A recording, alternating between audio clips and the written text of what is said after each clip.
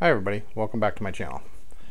So this past weekend we tried to go camping, and when I hooked this fifth wheel up to this truck has a built-in brake controller, and it tests and senses the brakes in the fifth wheel, and when we hooked it up it didn't sense them.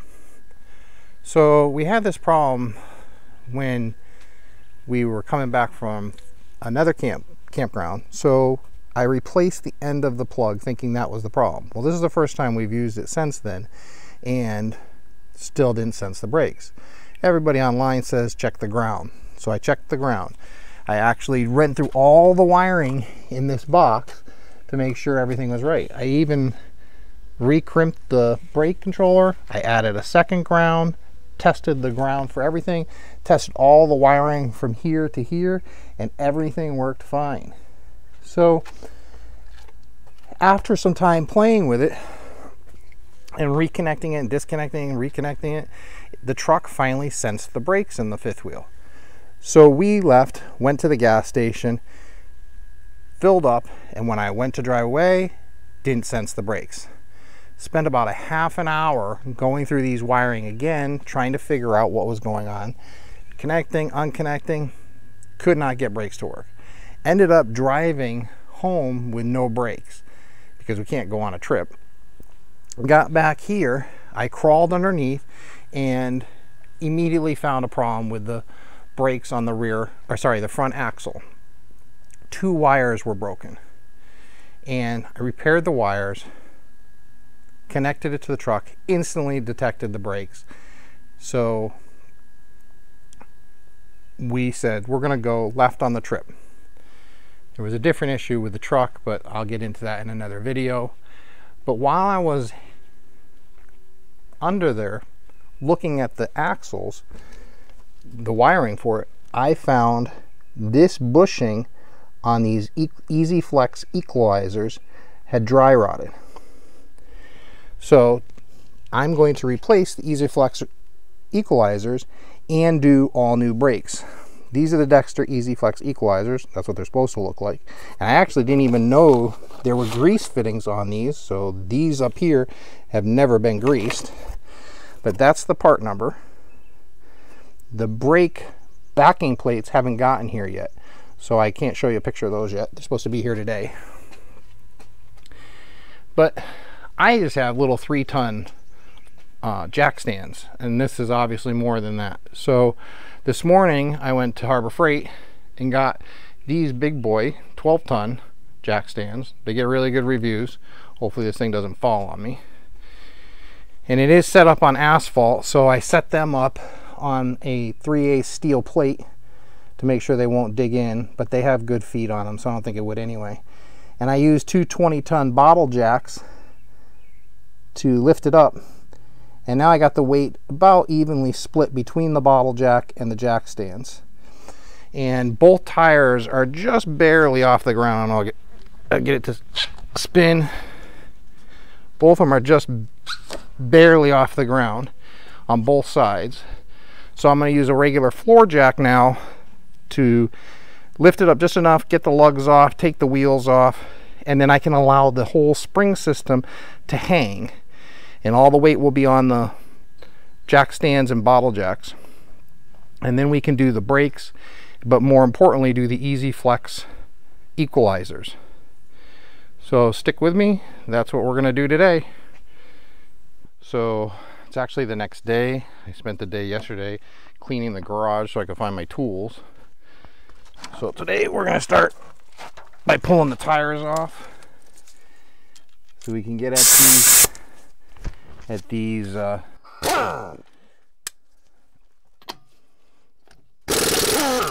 EX-Flex Equalizers.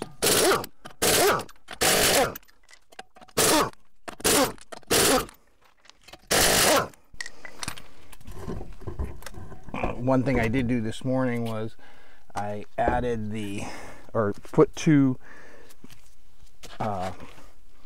floor jacks underneath to just take that last little bit of tension off. Wow, that's pretty frozen in there. hoping this goes pretty smoothly, but you know how everything goes.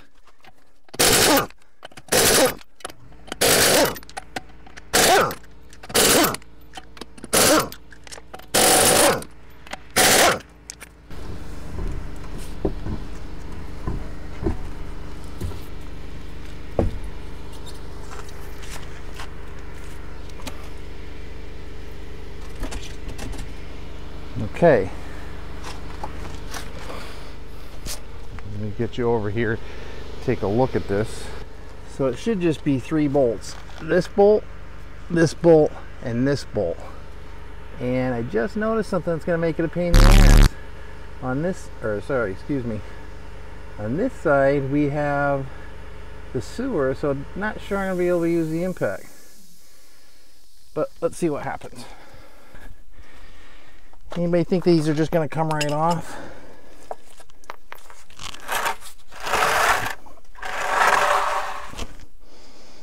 I don't.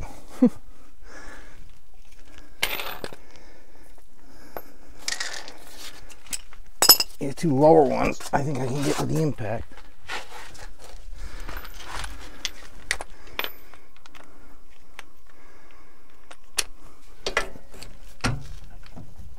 Nope.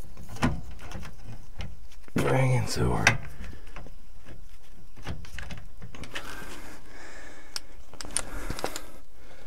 It shouldn't be that tight. I think only 50 pounds. Oh yeah, that's not that bad.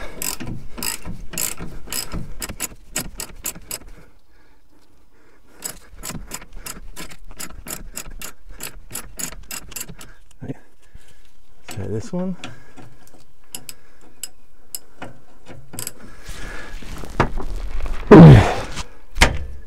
Not too bad.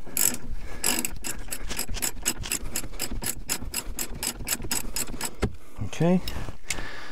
Try the upper one. We got these 2 loose.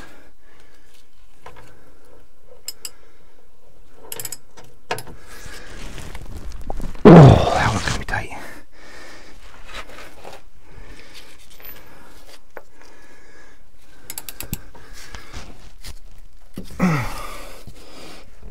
Oh yeah, that's tight. Tight. Let's get the breaker bar.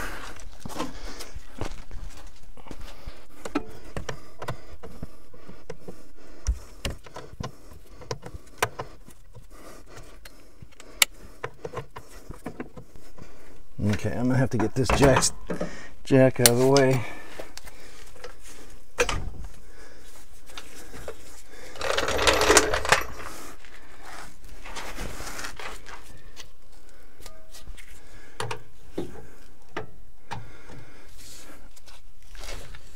Oh yeah. Okay. Oh. I see the problem.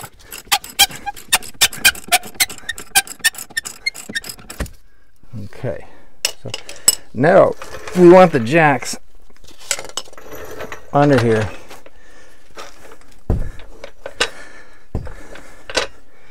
Just holding the weight of the axles.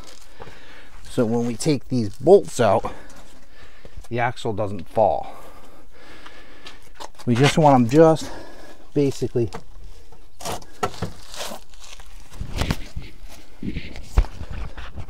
come on.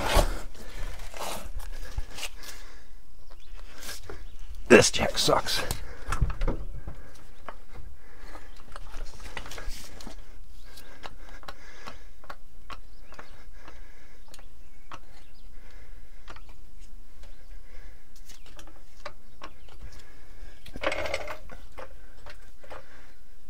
Okay, so they're both just barely holding.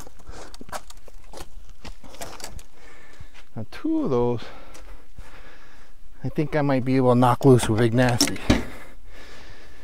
But not sure, because this is right in the way. We'll see.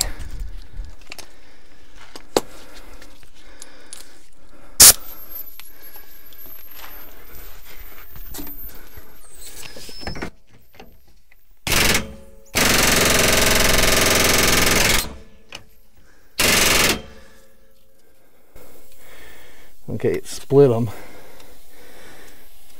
It's still not off.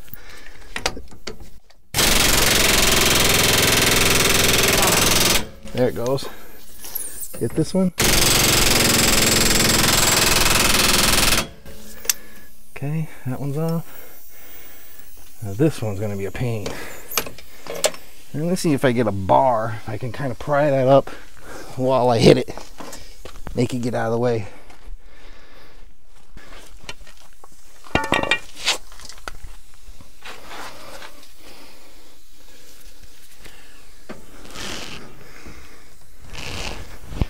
It looks like it'll work. The trick is going to be holding both things at the same time. I am on it.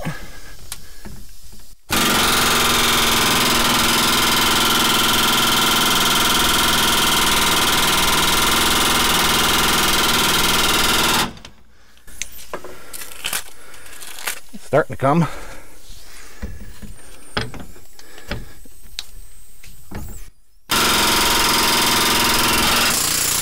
Jesus. You loosen a little more. Oh yeah, I'm bottomed out.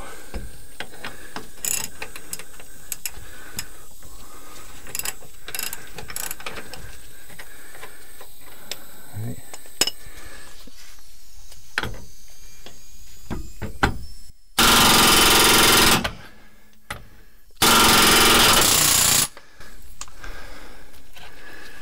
Bottomed out again. You don't want to mushroom the head of the bolt. You get a new one of these with the kit. Oh, it's out. Spinning. Alright, take the thing off. Take the bolt off. These look like they gotta get loosened up a little bit more. These might have to get driven all the way through. We'll see. Let me hit them a little bit more. Nope, that's coming too. The trick is to have all the tension off the suspension system. It's just basically sitting here.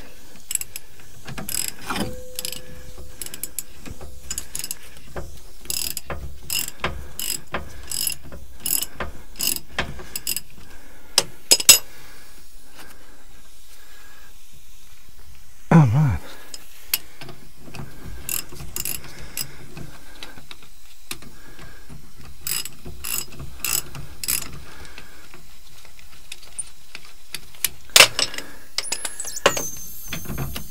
Okay.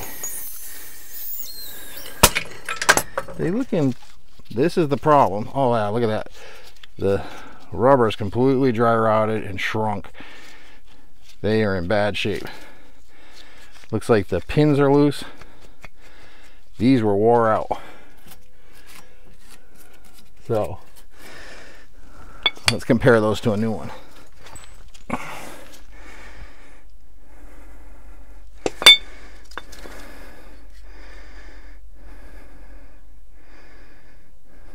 So there it is. That's the exact same one. This one is falling apart though. The rubber in here is obviously much better. Bushings and whatnot. Let's just see if the bolts all look the same size. We know it gets new uppers.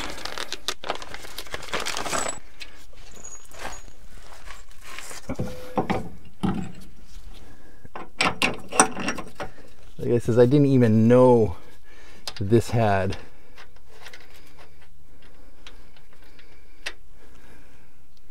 this is going to be a pinch bolt. It's got to go on a certain way. Okay, I didn't even know that these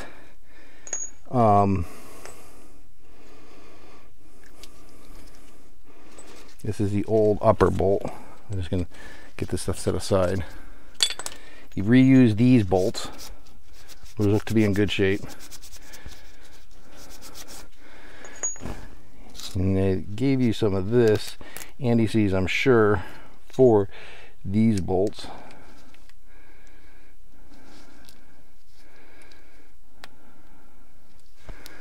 You know, I should really have a paper towel,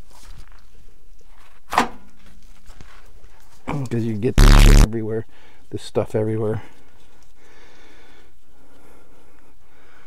Okay.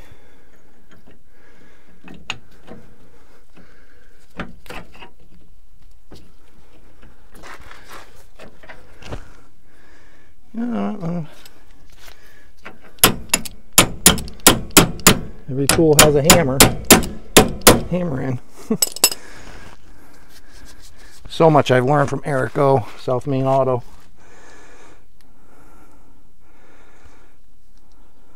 If you haven't seen his channel, you should check it out.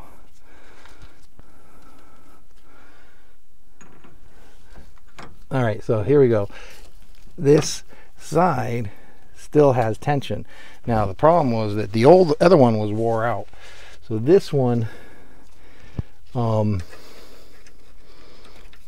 we obviously got to do something. We either got to lower this side, which might work. Okay, that was a bit much, but it might be enough.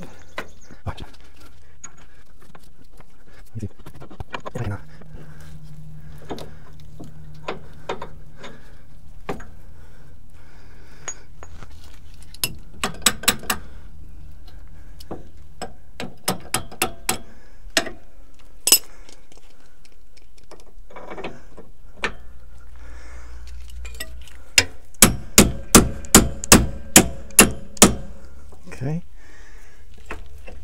get the other side lined up. There you go, just like that.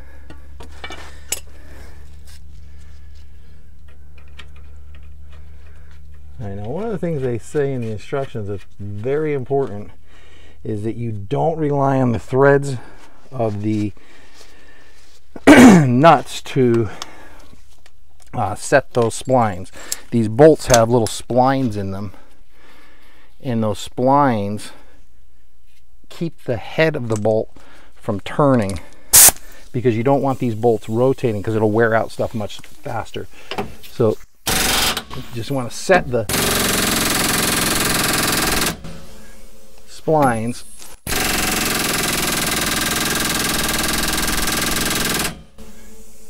like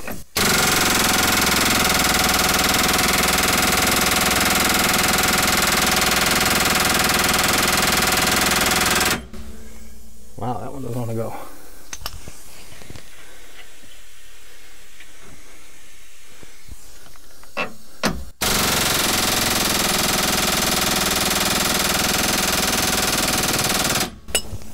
Let's see if we put a little bit of tension on it with a ratchet at the same time.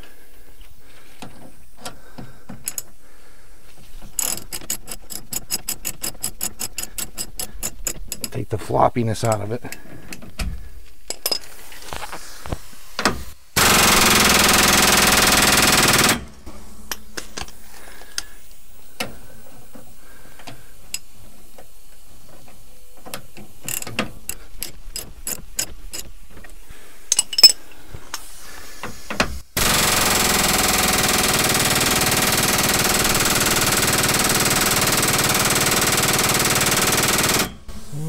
Going on with that one.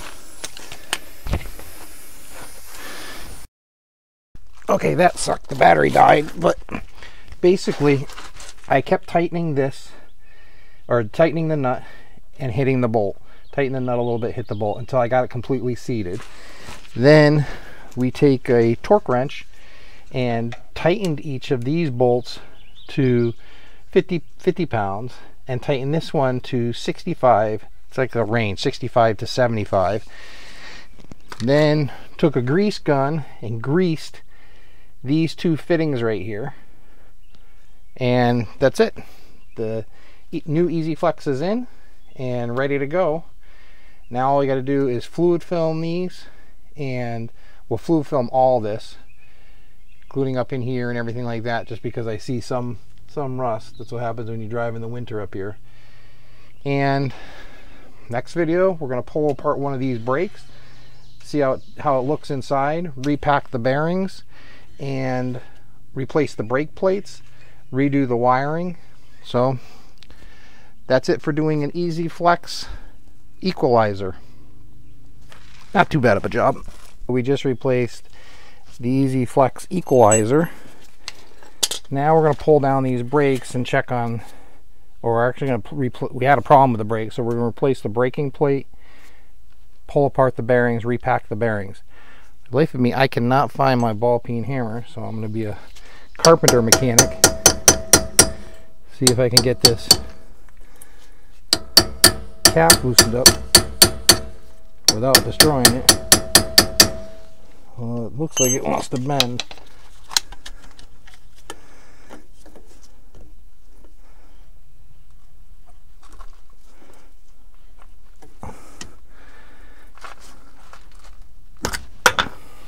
Got it. All right. This is a greasable axle. That's why it's got a grease fitting on the end of it. These are pretty sure Dexter axles, or a Dexter axle copy. This is going to be a retaining clip. I think these just pop off. Maybe.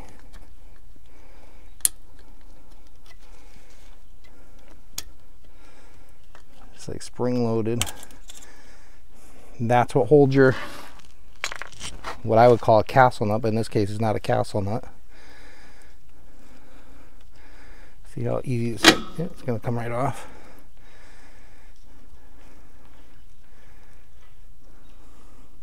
Now you got to be careful when you pull this off, because there's going to be an outer bearing here. This outer bearing is not going to be captured so it can fall.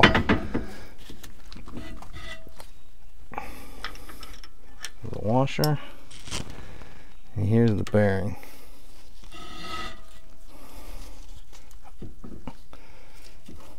I'm probably gonna have to back the brakes off. Oh, there it goes. Alright, so here's the bearing. You don't want to drop that.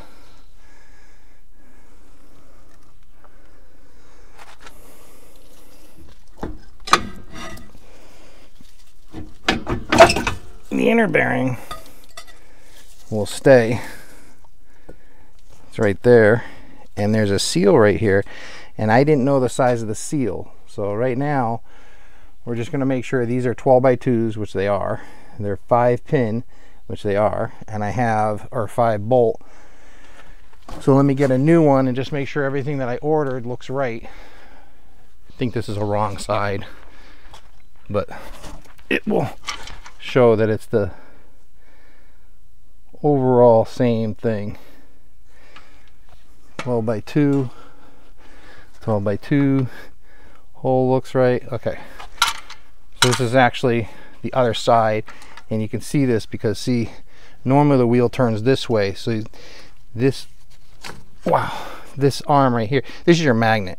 When you apply your brakes, the power comes through these wires, energizes this magnet, and the magnet sticks to this surface right here.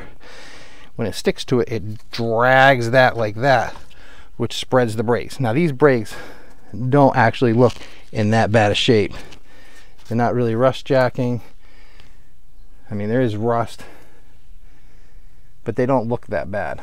But you know, this heavy weight, we have problems with brakes. I'm not going to mess around. I'm just going to put all new, make sure they're working right. Any bets on whether this little impact's going to get these off or not?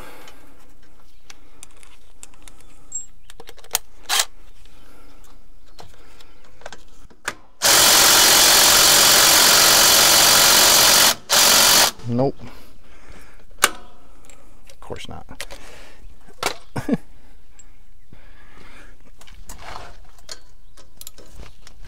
No, not even that tight. I just want to get these off because I don't want to go too far forward without making sure that these are the... Oh, that one was pretty tight actually.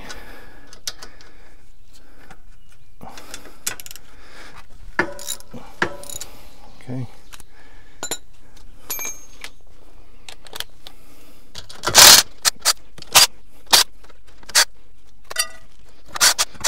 A good indicator that when we bought this camper, it hadn't been driven a lot. This is a good indicator right here. These brakes aren't that wore out. There's going to be a trigger warning. I'm hanging it from the thing.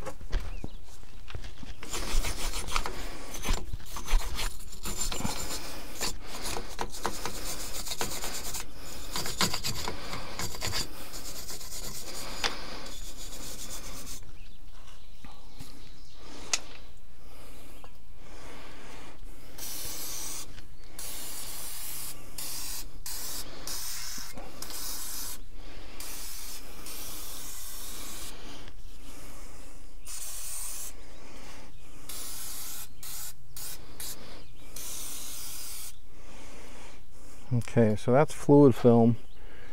That will help keep that from rusting in the future. It's very important when you put these brakes on. See how the wires go right near the hole? You got to make sure that those are held back. You don't want to pinch.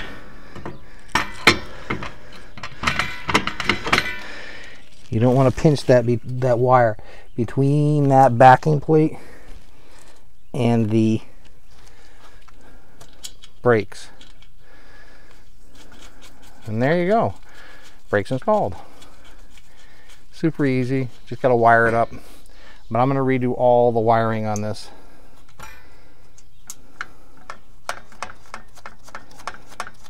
Oh, the other brakes that were on here, there is a difference. Just noticed it. Not that it makes that much difference to me, because I don't drive this enough to worry about, and I don't mind climbing under there. Do you see this cable? This cable right here is a self-adjuster. These brakes I bought cheap ones. They don't have a self-adjuster, which means I'm gonna have to climb under here and adjust them every once in a while, which is not a big deal to me, because even with self-adjusters, I would be someone that would want to do that anyway.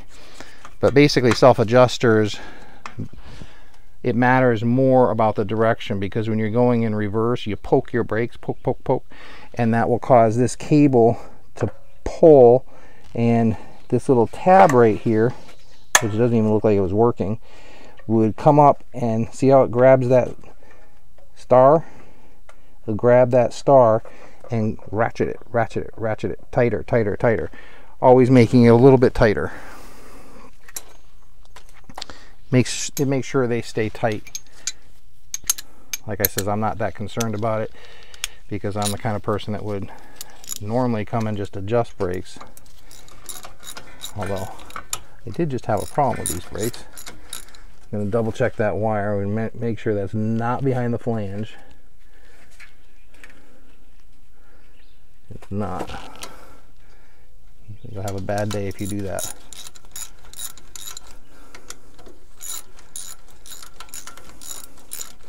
You don't got to worry about this little bit of grease in here, the little bit of fluid film in there.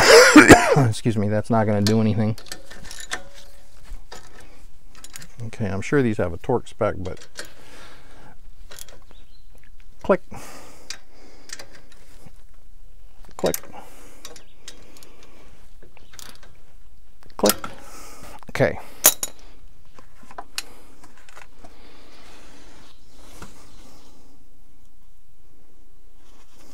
Just making sure everything looks good with the axle, which it does.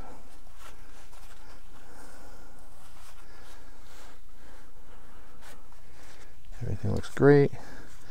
Now, a lot of guys say, or I've heard a lot said, that you can take and drive out this bearing and reuse this seal.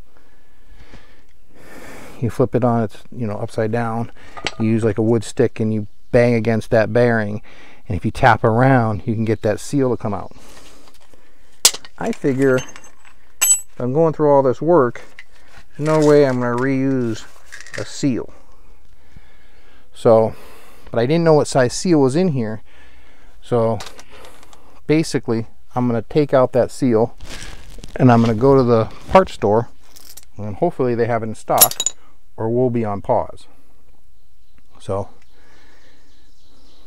let me get you set up inside, and we'll take these bearings, put them through a parts washer, clean everything up, clean up the brake drum, brake clean, clean up the outside of the pads. You can't have any grease on them like this, so you got to use brake clean, and then pack the bearings and put it all back together. But I'm gonna have to take a break when I go to the store to get the new seals. All right, bearings have to be kept clean. It's very important that they're kept clean. And this is not a clean table. This is my welding table. This is welding and grinding. So as you can see, there's some nasty stuff on this. I'm just gonna try and get all the metal grinding out from where the bearing will fall. I'm gonna try this wood thing and see if it's true. If I can tap that seal out, just so I could use that in a pinch.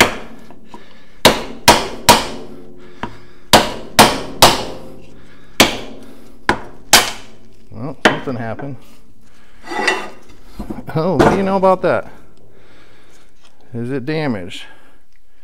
No, it looks relatively good. So,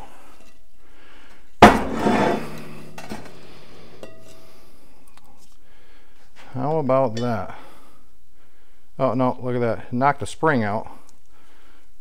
But I mean, that could technically, in a pinch, you could still use that. I don't know if I would. It looks like it's a little bent. But we're going to hold right here. I'm going to go see if I can find these seals, and we'll go from there. And I'll bring you back. So the seal rides right here on this shiny part right here. And the seal that they sold me originally was 2.12 ID, and this is 2.25. And that fits perfect. Nice, snug, but not too tight. So these are the right seals. This is my parts washer, just a countertop one. But I got the bearings and I got them mostly wiped out of grease. And so now I'm going to use the parts washer to get the rest of the grease out of these bearings and all the parts for it. Because you need the bearings to be clean.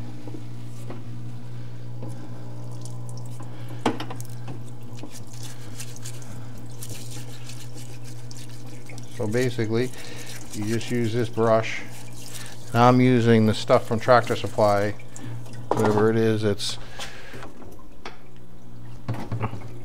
PSC 1000.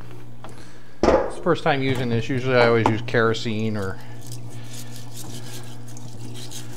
mineral spirits or something like that, but everybody online said this stuff is really good, so we're going to give it a whirl here.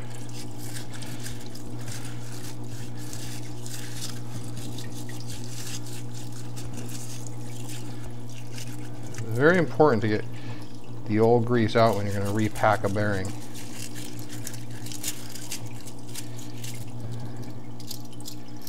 You can start to feel when it gets really totally out, because grease actually causes a resistance in the bearing.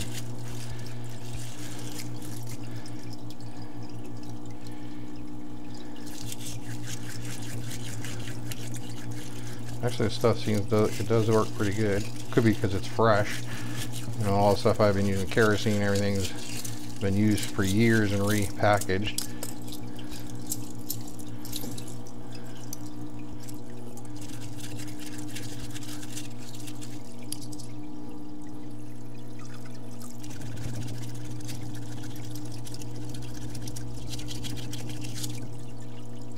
That's looking pretty clean. You want to be able to see all the way down to by the sides of the bearings. You know you got the grease all the way out.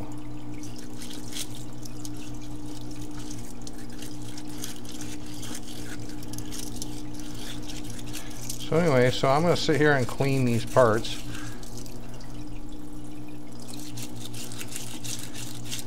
Once I got them where I'm satisfied that they're completely clean, because this one's right there, it's almost already clean. Set them over here on a clean mat, let them dry, and then go on and do the next one. One thing I like to do when I redo bearings on a trailer, I always like to take pictures of the part numbers and everything that's in it, so that I have it for future reference. Just make sure I can read it. Yep.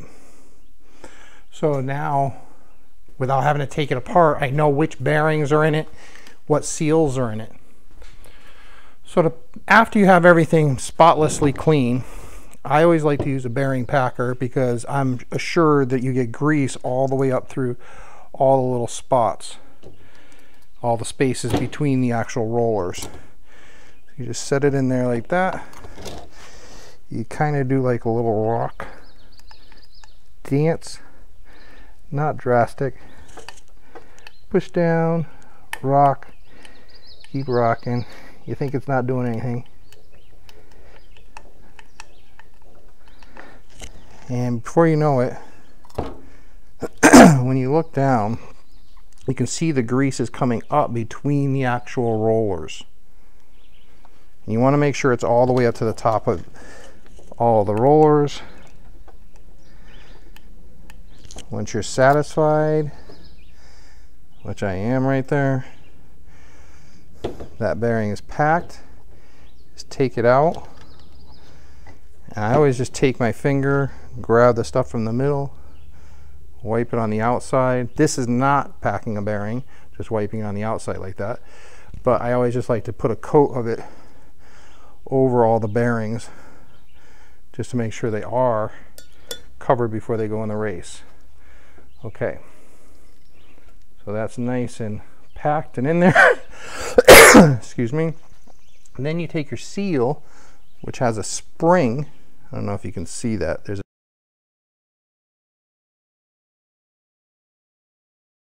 spring in there. I always like to put grease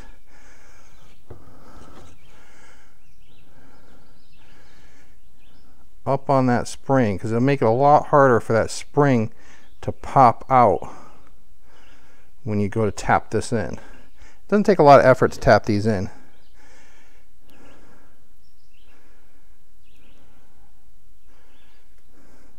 So like that. Now a professional would probably use some kind of sealer there, but I'm just a homeowner.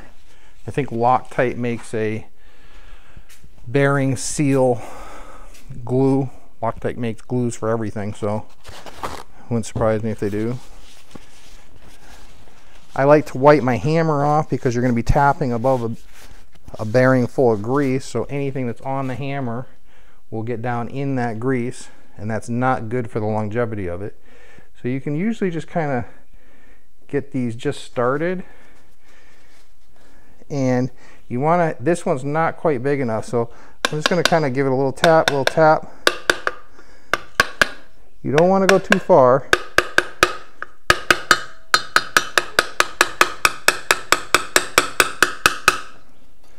See, it's still got to go down a little bit right here. I can still feel the edge. That's all good. So we'll come over here.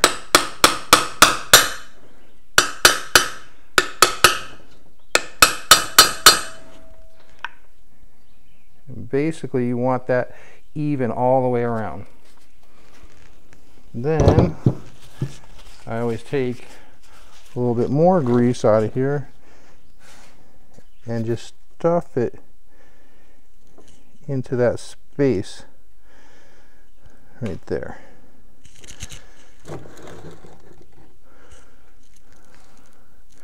And you want to make sure you coat this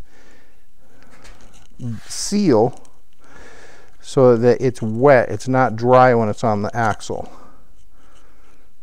Okay, but you don't want too much in here. You want it kind of dry in here.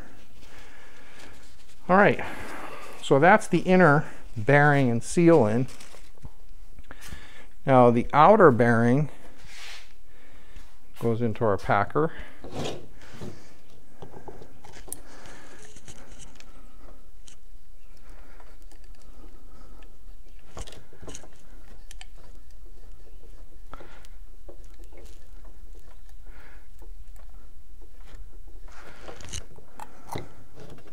You see it coming up between them all. You know that that bearing is packed. I'm going to go a little bit further.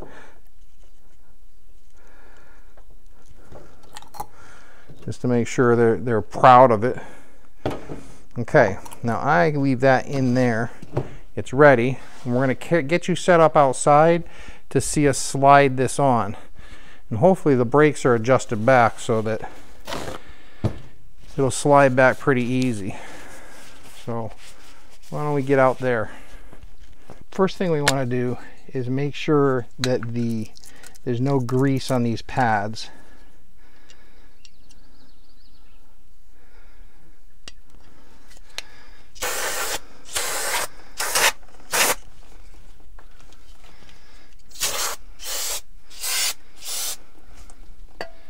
So we just give them a spray like that. Just making sure, ensuring that they're grease and oil free. Okay, we know this axle's clean, so we're good there. Okay, set this aside. I always take some fresh grease. What is that?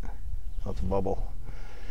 And just apply it to the axle, just so that if any grease doesn't get here, it'll ensure that this axle won't accumulate rust. Although there should be grease here eventually, especially because these are supposed to be easy lube, although I never use the easy lube feature. I'd rather tear them all down, inspect the bearings. And this is that seal surface, so we want to make sure that's coated. Okay, so now once you're happy with that, you've got it covered in grease, and you've got that all sprayed down. You can get your hub with your bearing already pre-installed. And remember, we got to make sure there's no oil or grease. So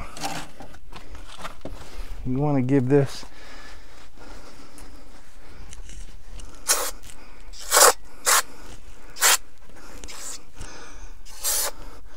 a quick spray.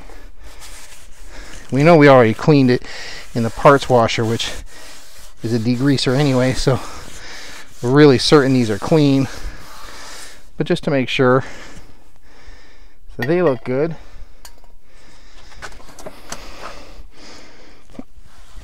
Take your hub, which is heavy.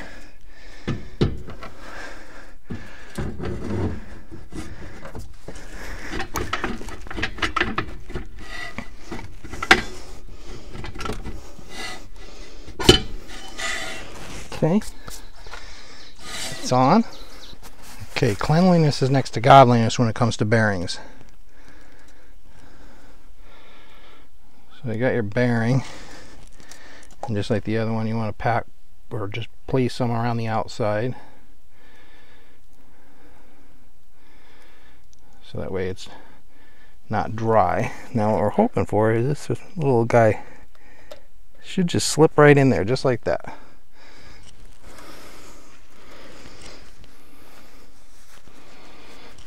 Let's get this covered up.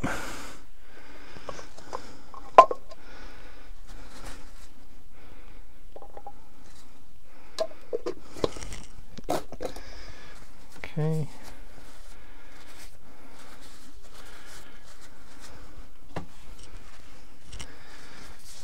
I gotta look up the torque, because generally what you gotta do is you gotta tighten these nuts to a certain torque, and then you got to back it off to a certain like the first flat. So you tighten it to a certain torque while rotating this, then back it off to a certain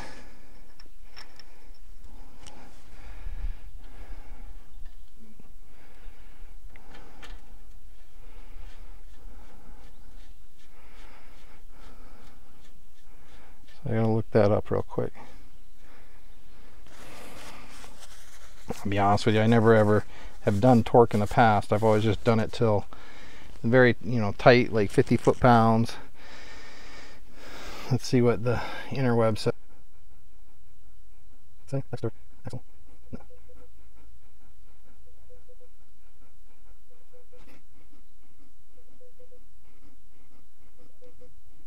There's no need for 50 pounds. Okay, the spindle nut will need to be torqued to 50 foot-pounds, then backed off and tightened by hand. Once the spindle nut is secure, you can then lube the nut and adjust the brakes. Okay, so what we got to do is torque that to 50 foot-pounds, usually while rotating.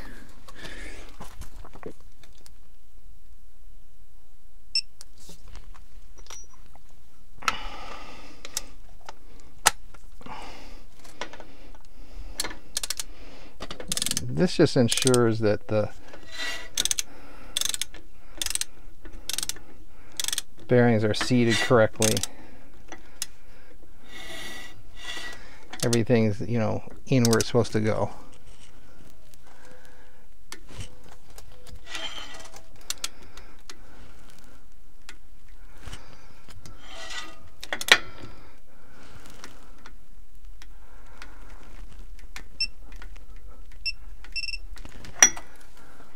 .2. That's close enough to me. Okay, then we back it off.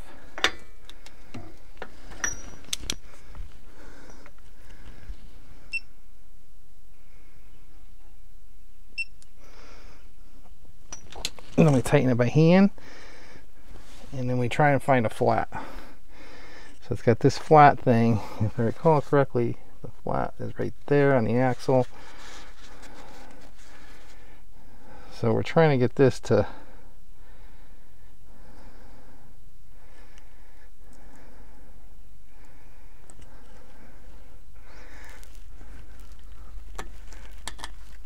go right there, just like that.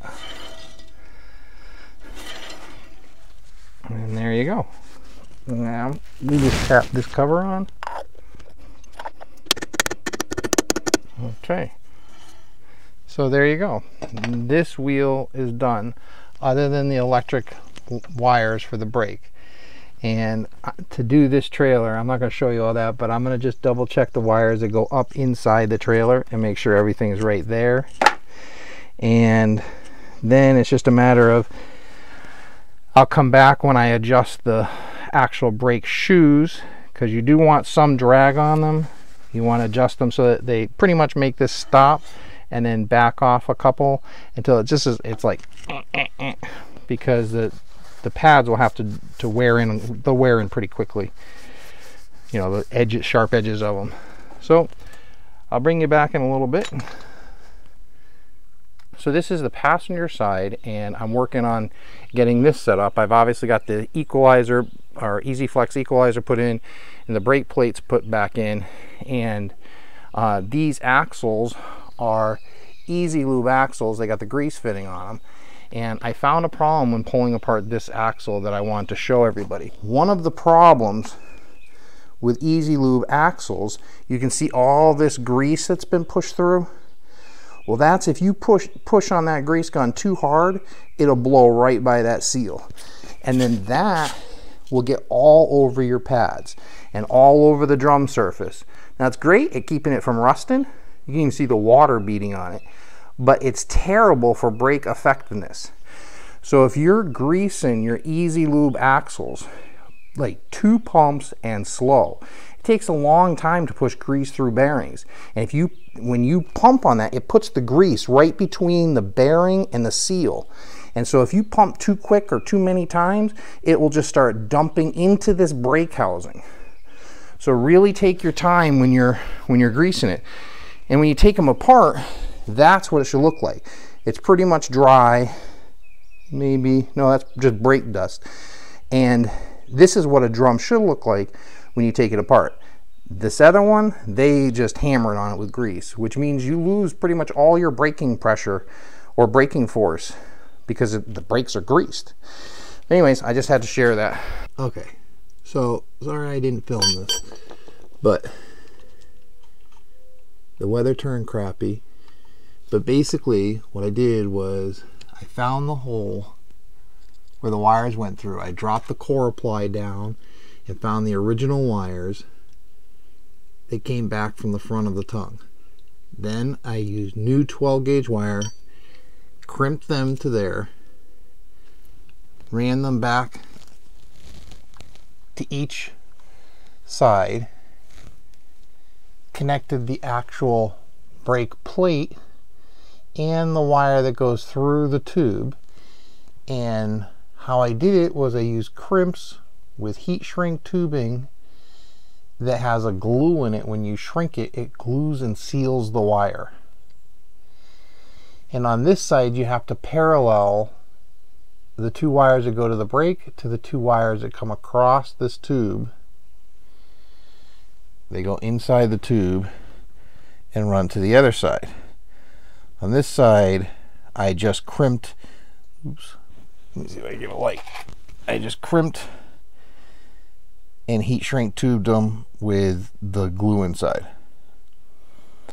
And then the weather turned really bad, so for adjusting brakes, I didn't film that. But basically, what you do is, inside this plug right here, you use a flathead screwdriver, you knock this plug out, and you can either use a flathead screwdriver or a tool like this, and there's a star wheel, and you basically put it in there, you grab the star wheel and push down, and you can feel it click, and you keep doing this, and at the same time you are trying to rotate the tire. Eventually the tire won't turn anymore, and you want to try pretty hard so the tire literally won't turn. Then you back it off, you put it in, and you go up till it just starts to turn with a little bit of drag. You want a little bit of drag because the pads are brand new, they're going to have sharp edges on it, and those are going to wear off like the first 2 or 3 brakes, and then it's going to rotate pretty smoothly. But there you go. Well, actually, let me say this, and as you can see, everything looks wet under here, and that's because it's got all a good coat of fluid film, which in the Northeast, if you don't fluid film stuff, you don't, you know, keep stuff because it will rust away. So then once you get the wheels back on and they're snugged, I tightened them to 115 foot-pounds in a pattern. You know, everybody, you do a lug pattern. This is an 8 pattern, so you do tighten, tighten, tighten, tighten, tighten, tighten, tighten. Anyway, I did 115. It's kind of difficult to really find it. And then after a first trip, you all like 50 miles, I think they say, so first fuel station or something like that, you're supposed to check them again. But there you go. That's how you do the EX-Flex Equalizers and brakes on a 5th wheel camper. Hopefully we will not have problems with this guy anymore when we try to go camping. Thanks for stopping by. Please like and subscribe.